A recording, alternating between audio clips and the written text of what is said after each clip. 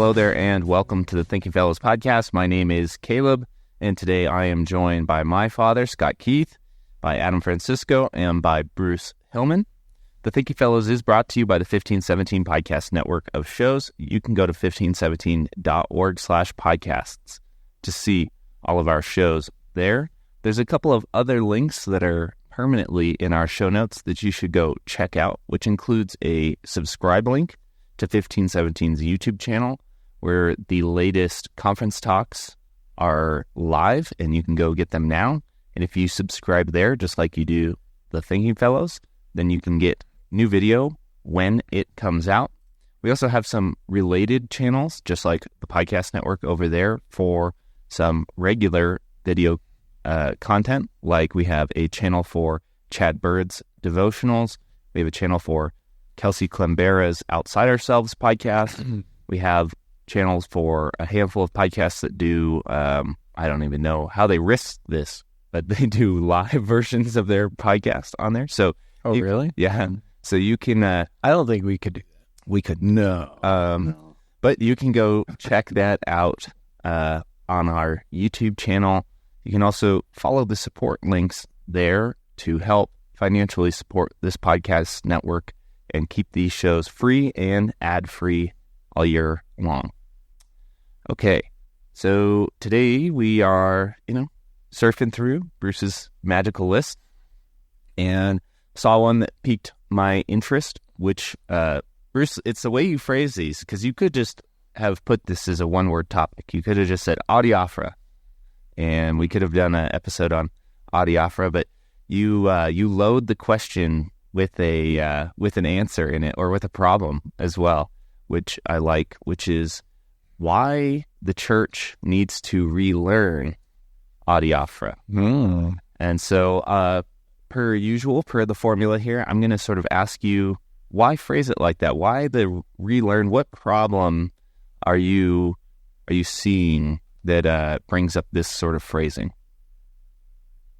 Yeah, so... And can you embed a definition of Adiaphora? Yeah, that's a good... Yeah, I was going to do that. There's kind of a history here, but real briefly, Adiaphora is just a Greek word for indifferent or indifference. So essentially, it was a conversation that began in Lutheranism after the Reformation, because there was a problem after the Reformation happened.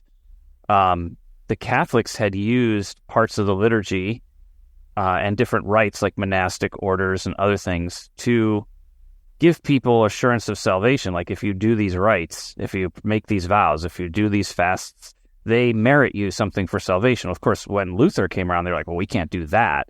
So that meant they had to think of ways where they wanted to change parts of the historic liturgy and what they wanted to keep the same. And they needed a standard to do that. So they had to decide what was essential and what was indifferent, Adiaphora. And so they decided, at least Luther essentially decided, that whatever did not contribute to justification by faith alone, that was the big key, should not be in the liturgy. But Luther said, if it somehow can contribute to it, then you can have it in. It's so the way you do it, the specifics of what you do, we can be indifferent on. Different customs will develop in different places, and that's okay, as long as they are all working towards, in the liturgy specifically was the original conversation. It's since grown beyond that, to salvation by faith alone. Well, my question is a little bit further down in the historical level, where the word Adiaphora gets taken outside of the liturgy. Does not just mean indifference within the liturgy, but indifference in Christian life. And this also came out of Lutheranism. In the 1600s, there was a bunch of pietists in Hamburg, Germany, who opposed the building of a local theater. And they said it was worldly and ungodly to allow for such a evil building to be put in the town square. Other Lutherans who weren't pietists disagreed with them, and they used this argument of Adiaphora, of indifference, to say that if it... So now the term means not just within the liturgy, it has to relate to salvation by faith alone, but it becomes a broader term of, if Scripture doesn't say you can't do it, then it's up to your conscience to do it, with another caveat the Lutherans added, which is in the confessions and stuff too, which is but work towards Christian love and concord. So for the sake of order, you can't just do anything because you want to do it, but if it's not going to disrupt Christian order, if it's not going to hurt your brother and it's not going to cause you to sin, you're free to do it. And now my question is leading towards what I see in the church, at least in some denominations. Obviously, this wouldn't be true across the board, but is a forgetfulness, maybe, is a nice way to put it, of the emphasis on salvation by faith alone, and people taking other parts of their traditions and other parts of their Christian histories and making those essentials. And Adiaphora says they're important, but they're not essential. So it's really asking churches to go back to ask themselves, why do we do what we do? And where is the line with what we must do and what we maybe should do? Those are different. Must and should are not exactly the same. Must means like if you don't do it, you're committing some type of heresy or crime or violation of doctrine. Should do is just an ought. I think in the church specifically, we have to remember that must becomes a matter of salvation. If you use must, the implication, even if you don't intend it to be, is it's a salvific issue. And so you have to be careful with that. Part of the history, we just recently had him on. He would have been good on this one too, about specifically this in practices of worship and like liturgical rites or, church vesting and all sorts of different things had to do with location. And John Hoyam will talk about this all the time. I think he maybe even did an article on it. I have to look. John Pless, for those who are listening, he's also kind of done specifically a lot of work in this area. And that there was a huge difference both at the time of the Reformation and following the Reformation, both in Germany and eventually Scandinavia, between what city churches could do, churches with money, churches close to a prince, were able to do, and what rural churches were able to do, small communities that were more poor, communities that could sometimes barely call a pastor if they did have a full-time pastor and weren't being served by just visitors.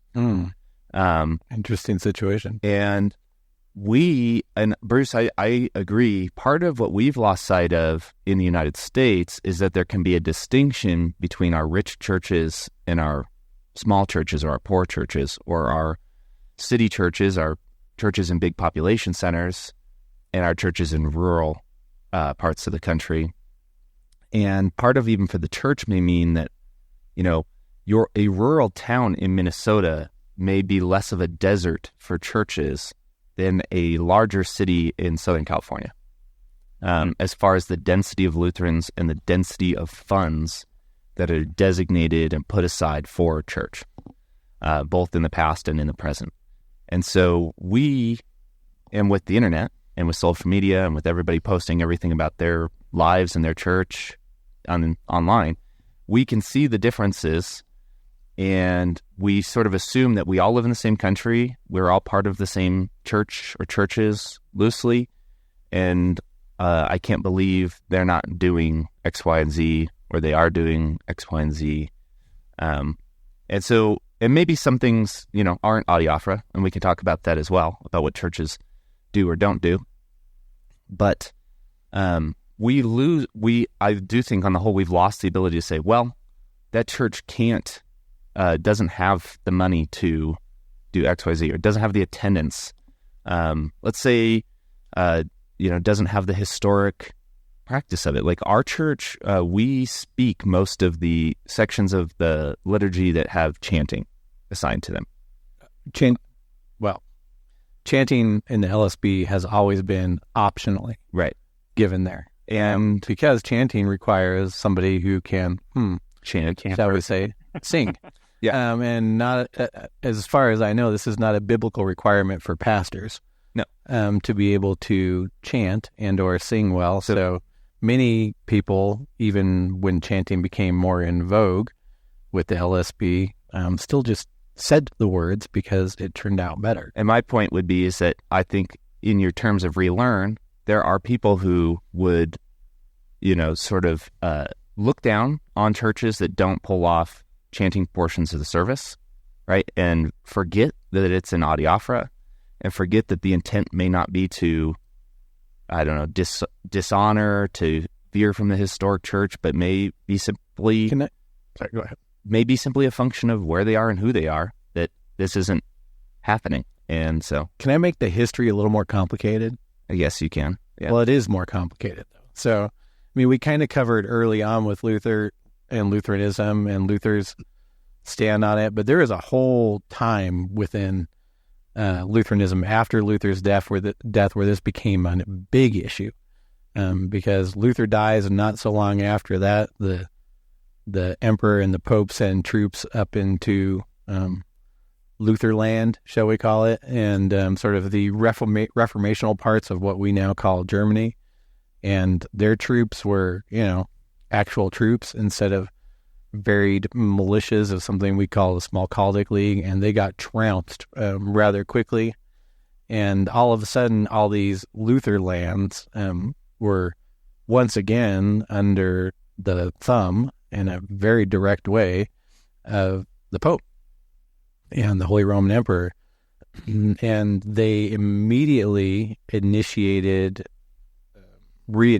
all of the Roman Catholic practices into what had by that time been, I guess you'd say, Lutheran churches for over 20 years, for over 2 decades. And that's the Augsburg interim, right?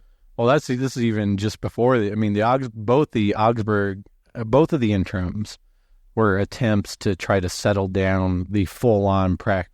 It's bringing back of all the Roman Catholic liturgical practices into Lutheran churches.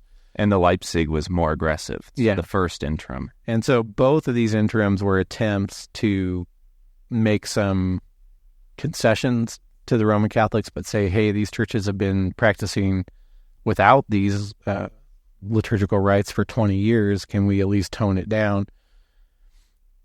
And that led to, like most extreme compromises, it wasn't very well received. The Augsburg interim was not very well received. We don't need to get into Melanchthon's history with that, but Melanchthon was involved in the writing of these, and it caused some controversy there.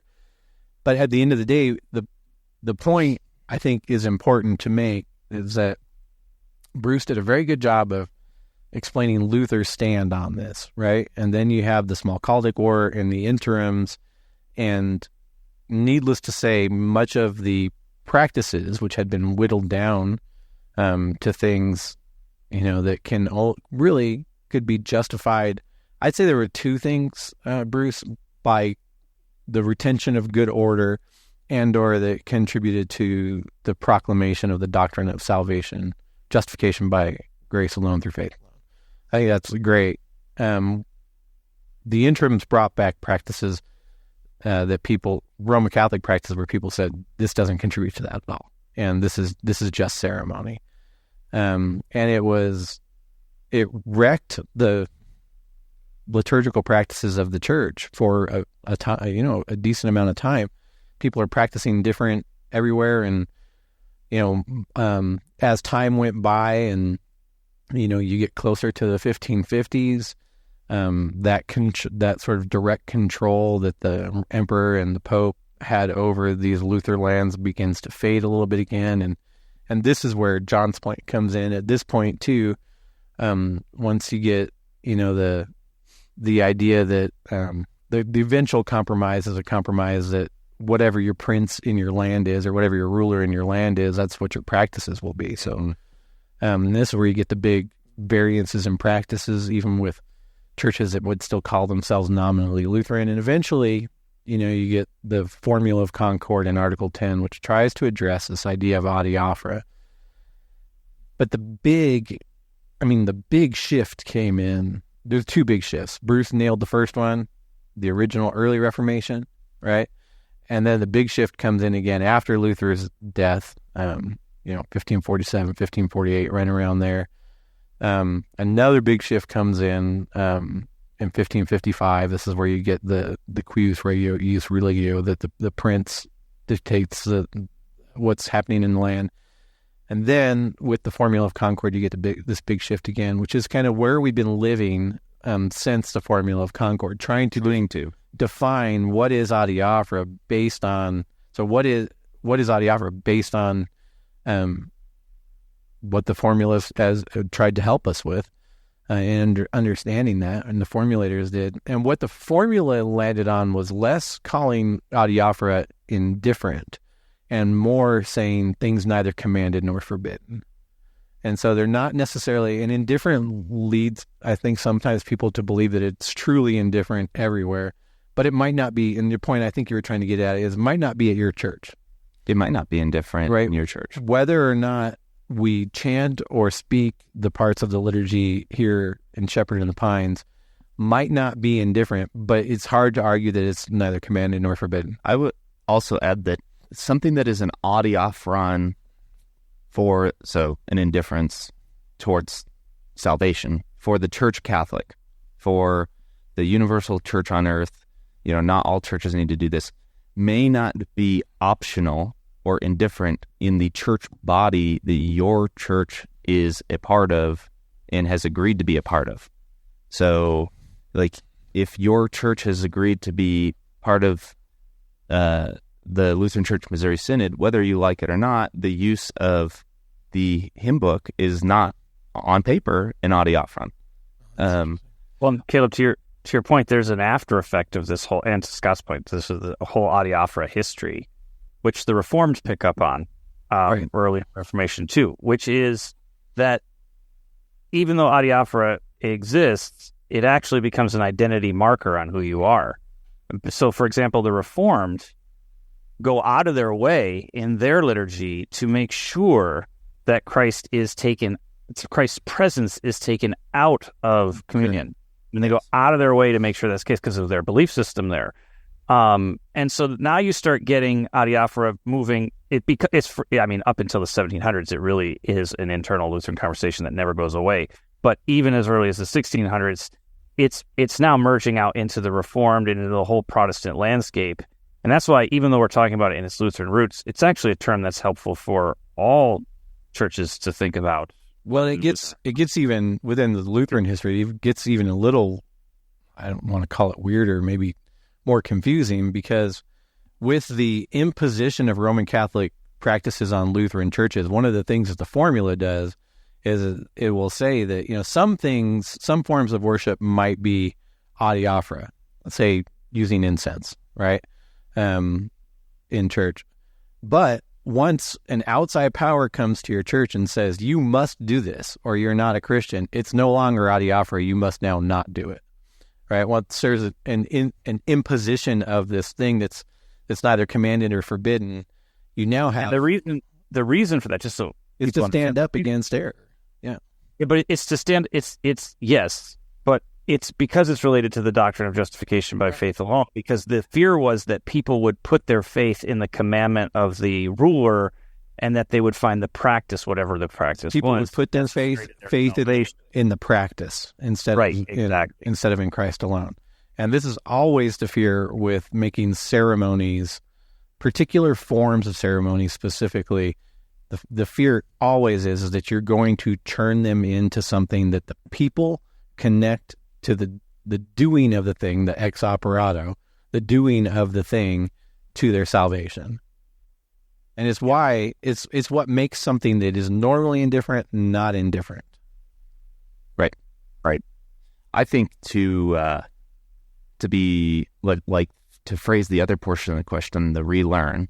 So, and if it is still, I think you're right, Bruce. It is still mostly Lutherans asking it, even though Adiaphora has gone into other churches. So if we're saying, why do even Lutherans need to relearn this in worship, or why is it a problem that things that were seemingly treated as adiaphora in the past are now more less forgiving, shall we say, when we see that the practice varies in church to church? Well, and where I saw this outside Lutheranism for years is the worship wars in evangelicalism. You have contemporary or traditional. We had some of those too. We might. Yeah, have I mean, some so more that divorce. to me that falls in the Adiaphora category as you're discerning Oh, it sure what does. to do. And so these aren't like Adiaphora isn't an incidental idea. It has everything to do with what's most to be the focus and the purpose of worship Yeah.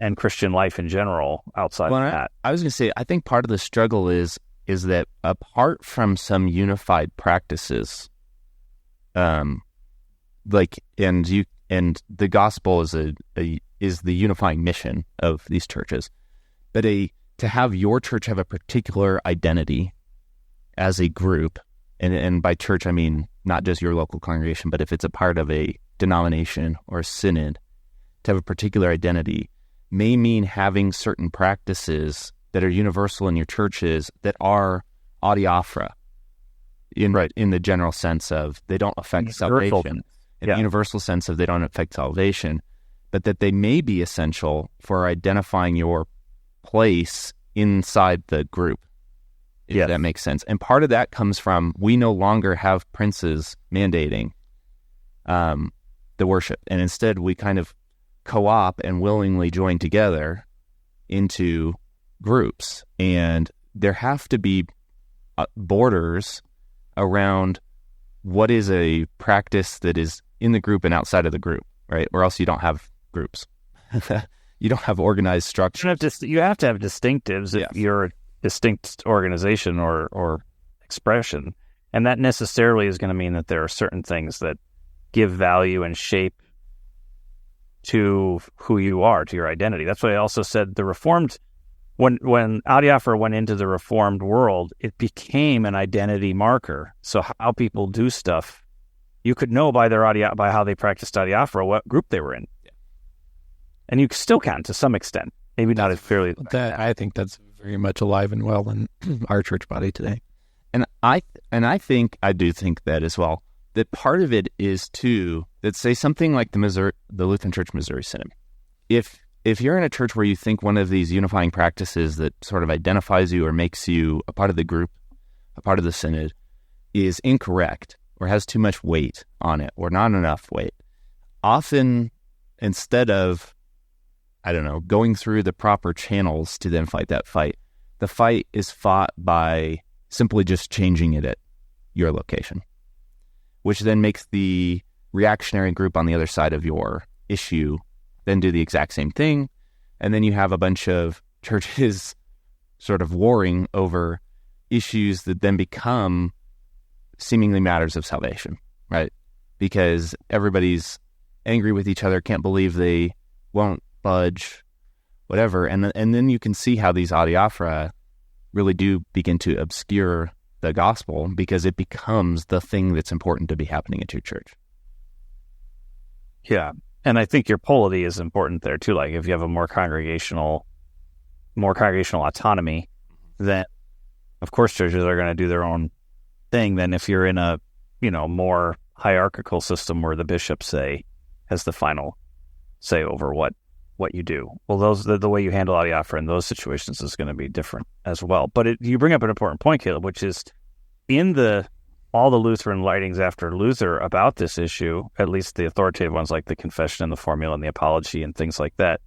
And Scott, you can correct me on this. I think it's Melanchthon who actually goes into quite a bit of detail on this. Where he talks about, one of the purposes of adiaphora, though, is for, I'll put it in the negative, is to not let people be disenchanted. So you don't want to, I think that was Melanchthon's term.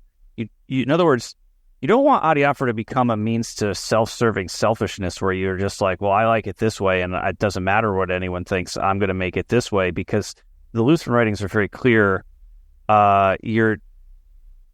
You're not supposed to divide the church body over these things because in some sense, if you're saying they're indifferent, then they shouldn't be a cause for division either. Like you're not going to always get your way. That's not the reason for adiaphora, is like preference or opinion, because then you could split the body. It really has to go, it continually goes back to salvation by faith alone. And to Scott's point earlier, like, are these practices that we're doing, are they starting to shadow over faith in Christ alone? And are we starting to have faith in the practices? That's when like the alarm bells should go off. Yeah, I think this is always one of the reasons this is a difficult topic to talk about, and we sort of only do it once every 2 years or so, is because it's one of those things where it requires a lot of judgment. A lot of nuance. And that's difficult for people. It's not one of those things where you just say, okay, if you follow this formula, you're going to be golden. Or if you just give the historical use. Yeah, you have to actually, it takes compassion. It takes an understanding of, what might, even if you think it's the totally right thing to do, what might affect somebody's salvation or perception of how they're saved negatively. If you kind of go, and all of this takes, thought. And it's not something that in our world, this is especially difficult because we want everything to be able to be decisively figured out in the length of a tweet, which is, I don't know how long, probably not very long. And, and we want that. And this is not that. This is just not that.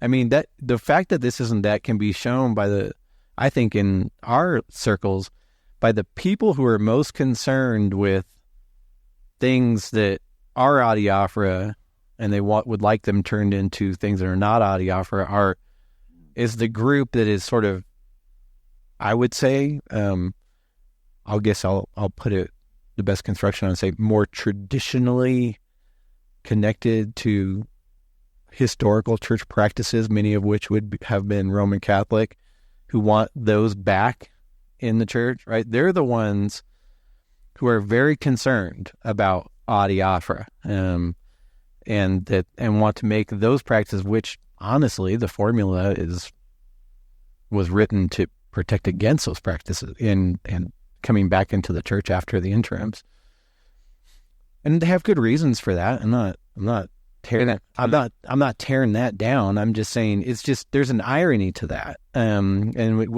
it illustrates that this thing is never as cut and dry as people want to make it. Yeah, can I add, like, not that I want to be the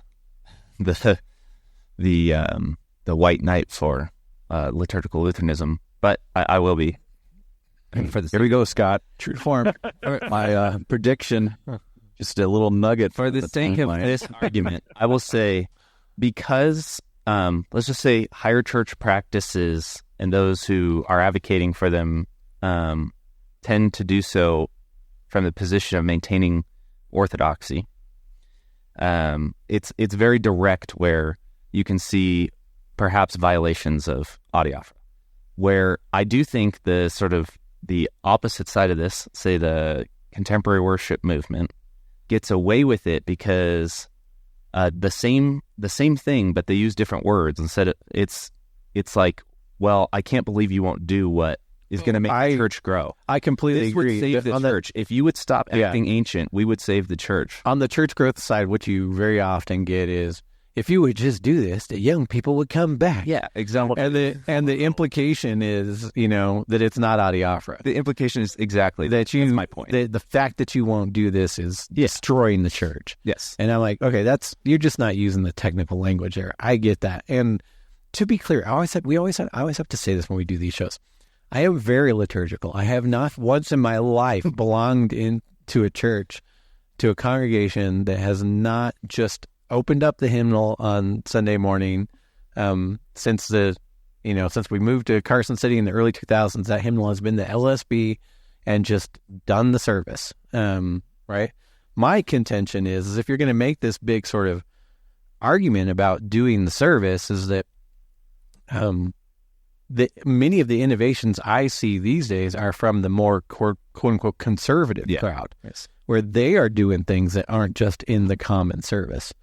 And things that, quite honestly, having been a Lutheran for my entire life, since birth, I had never seen before in the Lutheran Church, and have gone, I spent many years on speaking gigs going all over this country to Lutheran churches, and didn't see these things until very recently. And so my conclusion is that these are liturgical innovations, and they're liturgical innovations that aren't in the service book. Much like if you go to a church growth thing, you'll see liturgical innovations that aren't in the service book. So my question just always is, so what's the argument? Is the argument that no liturgical innovations? If so, show up at church, open up the book, and do the service. Read the words. If we're doing no innovations, then no innovations. If we are doing innovations, then you have a bigger conversation on your hands. You can't just out of hand say, well, my innovation's not yours. Am I wrong here, guys? Adam? Oh, you're completely right. And with anything, right? But and I'm not trying to pick on, I don't have a specific person in mind, so I'm speaking generally here, but just you can turn the divine liturgy or the divine service or whatever into an idol too. Like you can turn it into an idol. And I think Adiaphora is trying to protect also against that sort of movement where these practices and these traditions, these heirlooms, which are incredibly valuable and effective, I would argue, in many, many cases. I totally agree. Does not equate to like the scripture itself and does not allow people. I wasn't just going to put it out there for public consumption. If there is a no innovations side of this argument, I'm on it. Okay. You're on the door. I'm on it. So to be clear, I want to define that. That does not mean though How's your Latin? What instrumentation we use in accompaniment. Okay. That does not mean that. That does not mean that. Because say at our church up here, I love the organ. Personally, my middle son learned to play the organ when he was in high school because we loved it so much. I love the organ. But we do not have an organ here. We don't have one. No. Okay. We have a guy that pre-records essentially two services a week at home on a keyboard. That is an organ tone. And faithfully does this for us and basically comes and hits play for us, and we do our best to sing to it. And then we have a lovely person who offers to play the piano for us about twice a month. And that's devil's instrument. That's wonderful too. If Blake were to come up, if Blake were to come up and play Abide With Me on his guitar for us on Sunday morning, I think that'd be fine too. So being on the no innovation crowd, I'm okay with everything we sing being right out of the service book and everything we say being right out of the service book because I am in the no innovation crowd. But this does not mean instrumentation and never has. Yeah. It never has. I just want to put that out for people. You can argue with me if you want. It never has. I think. Are you sure? Harps and lyres, baby. What do we got mentioned if we're talking Bible stuff here? We don't have pianos and organs mentioned in the Bible. I'm just going to throw that out there. We don't. You're kind of like a Sunni Lutheran. I love the Sunni Lutheran. I love the organ. When the harpsichord and piano first came out, they were called the devil's instrument because you were not actually plucking the strings or hitting the strings yourself. It was a mechanical device. This was one step removed from nature that was just way too far to be used as a holy instrument. And the devil's in the machine, baby. So the devil is in the machine.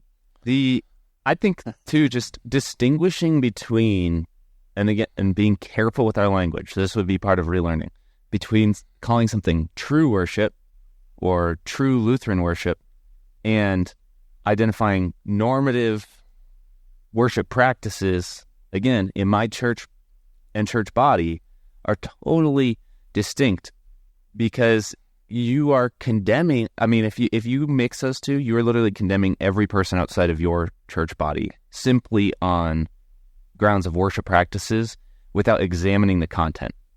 Now, the content may reveal something, but that's what pre-examination, and you're training every person in your congregation or in your church to do the same.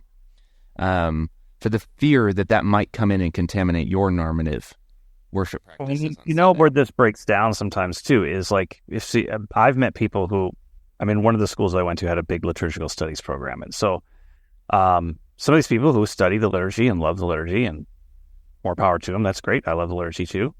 But what I always find interesting, and it's just my experience talking, there's no data behind this that I know of. Protestant liturgists love Orthodox liturgy. They're like captivated by it with, the icons. Like EO.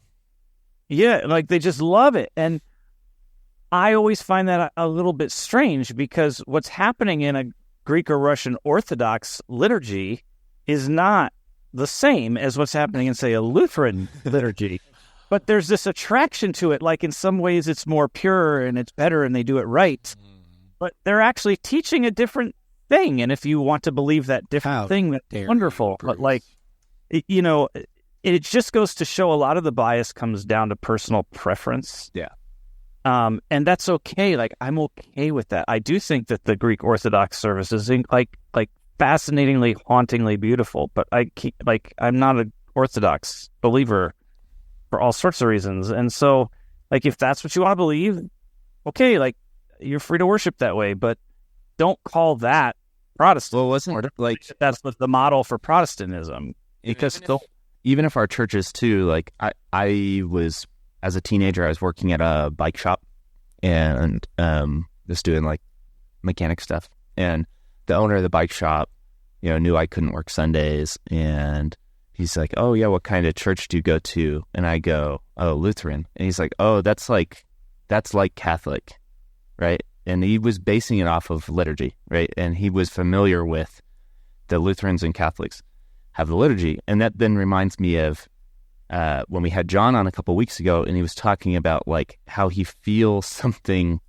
almost demonic when he hears the Eucharistic prayers of sacrifice at a Catholic service, and how that looks the same, but if you actually listen, they are like praying about their sacrifice of Christ on that altar before God is a piece of content that'll never happen in a Lutheran church. And so that's not that's not an Adiaphora anymore, even though it looks maybe almost identical to what happens in a Lutheran church. Oh, but that does happen in Lutheran churches. Oh, thank you. Yeah. I've seen it. I know. Yeah. Do you ever get, I know it's mostly tongue in cheek or people being snarky, but you'll hear people refer to, they're going to off to go sacrifice of the Mass. Ugh. They'll use sort of that language. Just, it's almost like they're joking about it, or the sacrament of holy matrimony. They'll use Catholic language. Yeah. If you want to have found an issue on this that would have made Luther throw you out a window, defenestrate you, that would have been it. But I think broadly too, Adiaphora is a good way to also think about our Christian moral life. I think that's kind of where the pietist argument eventually sort of took it. So obviously you can keep it constrained to where its historical roots are in a liturgical sense. But Adam, go ahead.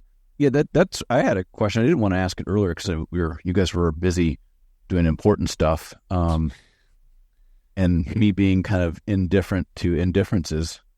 I have proof of this. Root. I'm curious about the root. I don't know, Bruce, since you're the early church guy, is the term Adiaphora used in the early church? I can't think of it being used in the Middle Ages, but I know you find it in Greek. Like you'll find it in Greek, but I have to look up the citation. I believe the Cappadocians do use it, but there it's more just refers to, if I remember correctly, it refers more just to the practices themselves. There's no like controversy behind it. It refers to be more specific. It refers to the fact that in Byzantium they may do it this way, and in Rome they do it that way, but they're really all pretty much doing the same thing, but they have small little differences. But the liturgies in the early church are all pretty much exactly the same, with the exception of... So for one example of this would be the exception on Easter Sunday when they would baptize the catechumens in the early church was in North Africa. North Africa would follow the same liturgy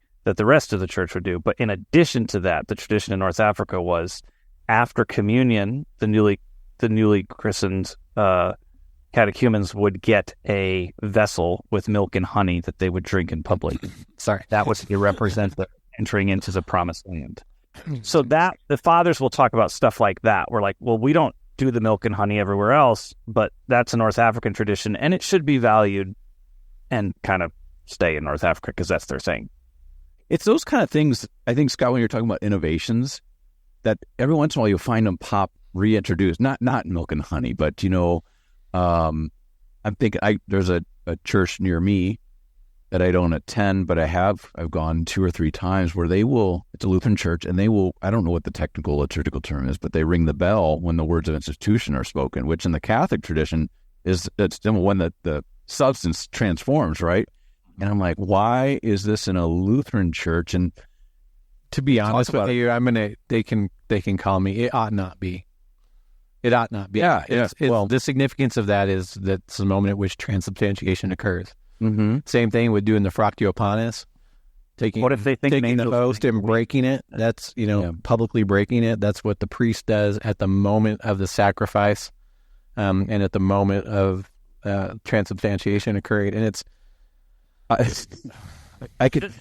wish people could see you, Scott. Because I'm just thinking of an historical precedent here with Luther. When Luther held up it's very controversial for him to hold up the host because it was seen as similar to what you're arguing. But Luther reconstituted it and said, well, I'm holding it up for the people, not as a sacrifice to God. You think the bell ringing could have a different reason behind it? You can change all of these if you want, I guess, but I think you need to be very clear, and maybe they are, but it's why. I mean, Article 10 is written for this, of the formula. The why is that an identity anxiety that I was talking. I mean, maybe not to put it in people's Article 10. I can find it, or we can put it in the show notes or whatever. But Article 10 of the formula literally says the practices which make you specifically look like you are performing the same practices as it originally says the enemy, which meant the Catholics. All costs need to be avoided. And in fact, it's not Adiaphora anymore. You must not do them. I wish the people could see you, Scott, when I first brought this up, because in the frame on Zoom, I could just see your back tighten, and you're like start leaning into the screen like you want to reach out and grab. It's so upsetting. People on this particular issue, people died for this. Now, you should maybe argue maybe they shouldn't have, whatever, but they did. They believed in this so firmly, and in not allowing these practices that were going to lead away from the doctrine of justification, they believed in them so firmly that they were willing to go to war over them and die.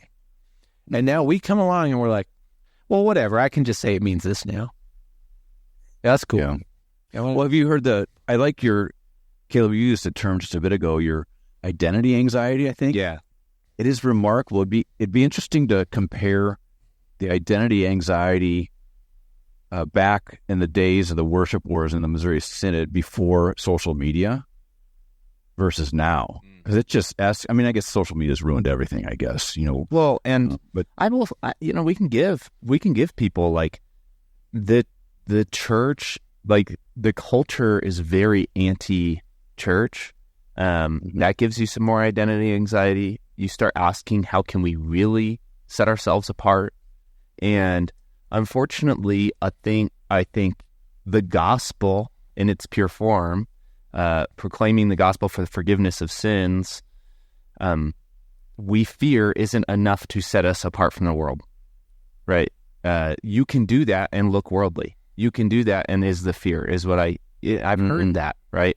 Mm-hmm. And so the church is supposed to be a holy place. It's supposed to be a set apart place. If our practices don't look, smell and feel a certain way, what are we doing? Or, and I completely understand some of that anxiety until, like you said, it becomes why aren't you doing this? Well, we reconstituted it for use in Lutheran churches.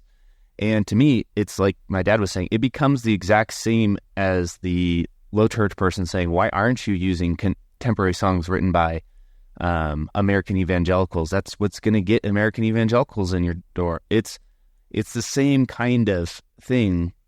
So, yeah. But the relationship, I'm not disagreeing with you, I'm just adding, but the relationship between faith and practice is a little bit like a feedback loop, like a circularity, right? Because that's part of the whole thing. Like, these practices give us our identity in some sense. And that's why I think that's why the Reformers came out with Adiaphora. It was this idea that, yes, they do, the right practices should give you justification by faith alone. Right practices should do that. But once you start trusting in the practices, that's when they become dangerous. And so if someone's compelling you, for example, to do a practice simply as a legalistic thing that they're ordering, then you shouldn't do that practice, because now the practice has failed to do what it's supposed to do, which is supposed to give you Christ and by faith alone. So that's why I think practices are both formative and dangerous, though, because people don't want to give them up. Yeah. Because they're connected with who they are. Right. And yet at the same time, and the people who handed the faith down to you too. I mean, this is one of the things that I think is important about grandma it as well. did it. Or your grandma and grandpa did it. Their parents did it. You can follow it back to, the faith was handed down to me in this way, and I am part of a group of people, a tradition that has been handing this down. All of that's... And have a responsibility to it. All that's right? very important. I have a responsibility to that tradition now. Yeah. So, I don't know. I will say Adam was, I believe, strategically quiet during this episode. And part of it is he's a master of having learned Adiaphora and indifference, because if there's not a single person I know in the Missouri Synod who is liked as well on both sides of the worship war camps as Adam Francisco. I mean, really? Every quote, evangelism type who likes contemporary or innovation on that side loves you. Every high church person in the Missouri Synod loves you. So and that's maybe that's changing, Adam. Maybe that's I'm changing. smiling so much so I can feel, I'm like, my smile, it's crooked. Yeah. Because of the policy. I've not smiled this big in a while. Thank you, Caleb. But I think it's because Adam has just mastered it. He can go sit on any of those churches and just look indifferent. And just... Well, I think so.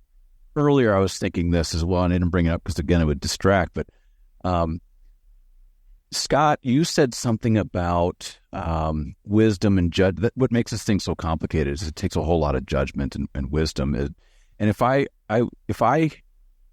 were king or maybe emperor for the day, of like Missouri Synod and its education and theological education, there's two things I would insist upon, and I know that every seminary faculty do. One, I'm going to say it here, and I learned this from a pastor who I will not name because I don't want to get him in trouble for associating with us filthy animals, but the seminaries owe the church an apology, not like, oh, we're sorry, but they need to train their pastors to give a defense of the Christian faith. Now, secondly, more relevant to this conversation is the character of pastors, leaders in the church, is formed at seminary. And if profs aren't modeling this sort of healthy balance in dealing with Adiaphora, what they'll churn out, I don't know what do we want to call them, but soldiers. Guys who live in one state who think that a parish 10 states away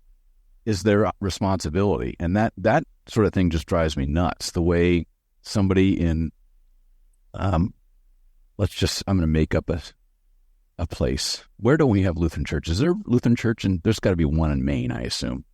There's one in Maine. Like if some dude in Maine thinks he knows what's going on in a conversation in San Diego, California, and can offer advice to that pastor or make some sort of tweet about this, I don't know, this is probably hyperbole, but it just seems ridiculous. Especially to speak on it. I mean, I guess I just did that to an extent with the fracture pondus and stuff, but I honestly believe that that particular thing that's spoken against in our confessions pretty clearly, and if it's scary. I don't know. Like I said, I'm the no innovation guy. Just open hymnal. That's what I'd like to see. I mean, originally, you and I, Adam, we know this. When Rod used to argue for the liturgy to us, he would say how great it is or was when you could go to an LCMS church in Palmdale, California, and you'd open up the book and you'd do the service and you knew what you were doing, and you could take your family on vacation to Branson, Missouri, and you could go to church and you could go to an LCMS church and you could open up the hymnal and the same thing. And we have so much innovation on both sides now that is very difficult to do. Yeah. It's just very difficult to do. And well, I'll say I think that's problematic, and it argues against having the service book at all. There is an anxiety. Would I like the service book? I want the service book. I'll say on both sides, to go with the identity anxiety thing, I have an anxiety about visiting Missouri Synod churches that I don't know about beforehand, because of this, because I feel like a battle for my soul that is purely the like structure of worship or the rites that'll be there is going to be occurring either direction there. It's going to be, like blatantly trying to prove that families like mine with young kids would come if the guitars and drums are rolled out and we didn't do hymns from the hymnal this Sunday, or it's going to prove that, that sort of radical traditionalism is going to save the identity of the church. And so then if I go to one that I don't know which battle is going to be waged beforehand, it's kind of like, well, who's going to be fighting for my soul this Sunday? And it's not going to have to do with what's being proclaimed. You should come sit at my feet for a bit. I'll teach you a bit of indifference. Thank you, Adam. And part of it is just breathing. Breathe in. I think part of it has to do with jiu-jitsu. We're going long, but I also think there are places to fight for what's called the normative practices in your church. Like, I think there are times and places to do that. I think there are things like synodical conferences. There are things like talking to your district president or your circuit visitor or advocating for certain things. There are things like getting on boards that deal with the hymnal. And can I add to this just briefly from the early church perspective? And this is a broader statement, but it rings true. Generally, the early church was less concerned with how you did it and very much concerned with what you said.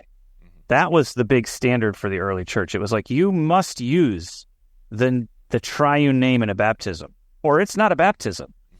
Agreed. What you use, how you use it, there was a big debate over that. When you did it, whether in the service once a year or however you, like, all that was debated, but the words were very important. Same thing with communion, same thing with holy orders. Like, the early church was always about it. You got to use the scriptural language, and the practice is much more malleable. And I think we've just lost a lot of that, and now people are very caught up with the actual practice itself than what is actually. That goes back to our episode from a couple weeks ago, which was "Why is Christianity a Religion of Doctrines?" episode, where we talked about how the words are important, the intellectual content of what you believe and confess is important, and again, like, those things are not really adiaphora. Like, the content of the creeds is not adiaphora. The words of institution are not adiaphora. The triune name in baptism, not adiaphora. I agree with all of that, and I think that's part of where just being careful with our language and maybe reserving things like calling something, like identifying something as not adiaphora should be reserved for these things that we find that are extremely important and actually aren't indifferent and need to be retained in our worship in particular ways. And that the more we dilute the use of our I don't want to say outrage, but just the more we dilute the use of adiaphora, or are calling certain things adiaphora or not, or the less powerful it becomes to the real issues. My Anglican friends can correct me on this, but my recollection is that some years ago, like in the 70s maybe, some Anglican churches in the UK started using blue as the liturgical color of Lent instead of purple. I don't know the whole history. Oh my gosh. But it was, oh my gosh, everybody rather progressive and a little bit alarming that blue would replace purple. And now I do know this, that you can use blue or purple. A great color compromise was reached, and blue or purple could be used during Lent. And different churches have their different traditions, but that's, I think, the sort of stuff that Adiaphora is trying to say doesn't matter. And I think the church loses something when it gets into very heated debates over.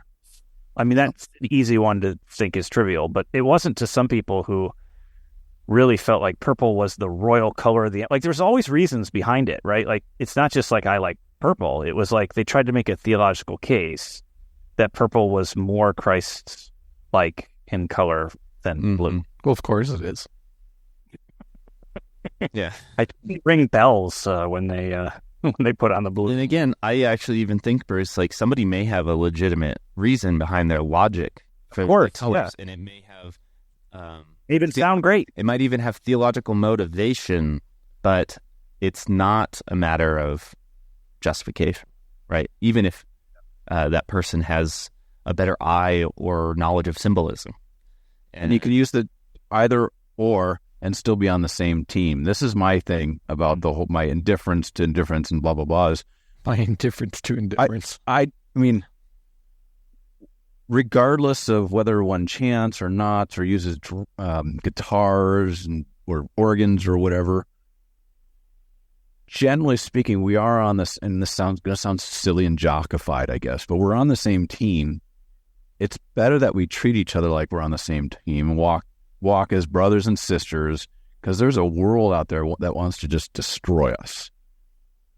Give it 20, 30 years. If things don't change course, this conversation won't even be happening, because we'll be struggling to survive.